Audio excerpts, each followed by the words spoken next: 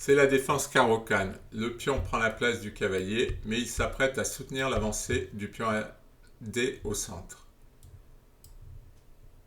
Les blancs sortent leur cavalier, D5, et maintenant occupent le milieu. Ce qui est logique. Les blancs n'ont pas intérêt à échanger un pion du milieu contre un pion de l'aile, puisqu'en reprenant, les noirs auraient alors deux pions au centre contre un seul pour les blancs. Les noirs échangent. Et maintenant, une variante intéressante, le cavalier qui attaque tout de suite E4, laissant les blancs leur doubler les pions. On va reprendre avec le pion E, et ce pion va contrôler une case centrale. Les noirs vont avoir leur ligne ouverte qui vont leur permettre de se développer facilement, et le pion peut aussi avancer et jouer un rôle important. On va avoir la variante avec fou C4 qui vise F7, fou E7 et dame H5. L'idée est d'attaquer ici, et ensuite, si les noirs se défendent par G6, de s'installer sur H6. Donc petit roc pour empêcher le mat. Les blancs se développent, G6 pour chasser la dame, dame H6. Donc attention, puisque quand même une dame dans le roc c'est dangereux. Les noirs gagnent un temps en attaquant le pion. Les blancs défendent, et là, un plan très intéressant. Maintenant, les noirs vont s'attaquer au centre. Et ils vont prendre l'initiative grâce à ça. Fou E3 pour défendre, cavalier C6 pour attaquer, et grand roc. Et maintenant, un coup, moi je dirais magnifique, presque extraordinaire, C4. Sacrifice de pion pour ouvrir la colonne. Et après la prise par le fou, tout de suite, les noirs sont dans une position d'attaque très très forte.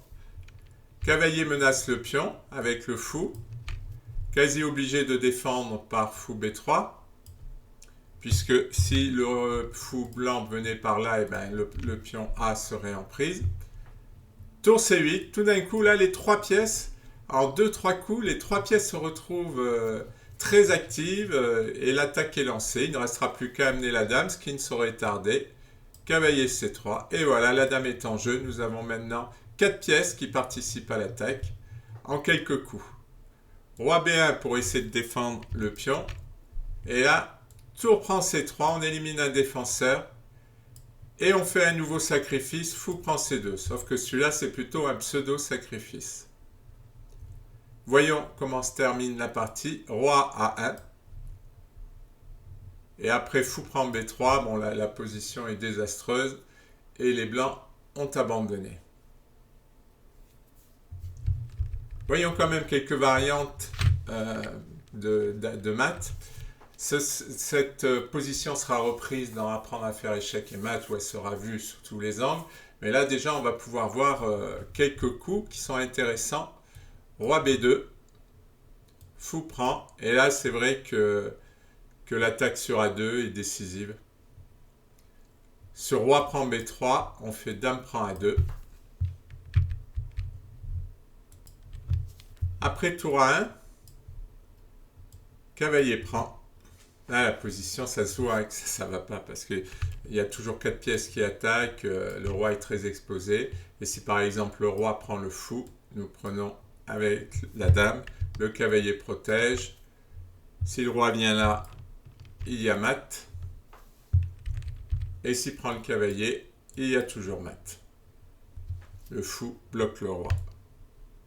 Je vais revenir en arrière. Les blancs peuvent tenter roi C1.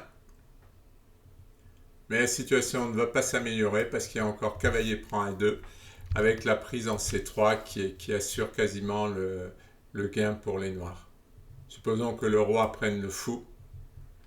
Dame prend échec. Roi B1. Dame prend B3. Roi A1. Cavalier C3 qui menace échec et mat en A2. Tour D2. Dame échec. Le cavalier bloque. Et échec et mat. Bon, on va s'arrêter là parce qu'il y a suffisamment de variantes. Mais ce qui est très intéressant, c'est quand même ce sacrifice de pion. Je vais revenir en arrière. Voilà, la position a l'air de rien. Et puis tout d'un coup, sacrifice de pion. Et on se retrouve qu'avec des menaces. Cavalier là, menace sur C2, fou B3, Maintenant, tour C8, menace sur C2, il se défend, et après dame A5, la pression est trop forte. Superbe jeu positionnel qui amène à une combinaison tactique et qui rend très intéressant cette variante de la défense Caro-Can.